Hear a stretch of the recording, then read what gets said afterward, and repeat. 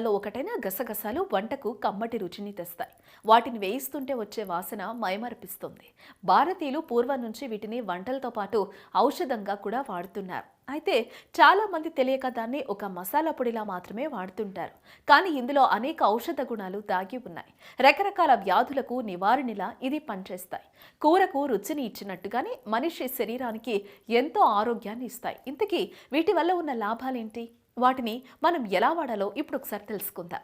వంటలలో వాడే మూత్రపిండాల ఆకారంలో ఉండే గసగసాల గురించి దాదాపు అందరికీ తెలిసిందే. వీటిని ప్రాచీన కాలం నుండి ఔషధాల తయారీలో దీన్ని వాడుతున్నారు. అయితే గసగసాలు నిద్రలేమి సమస్యలను తొలగించి మంచి నిద్రను మన సొంతం చేస్తాయి.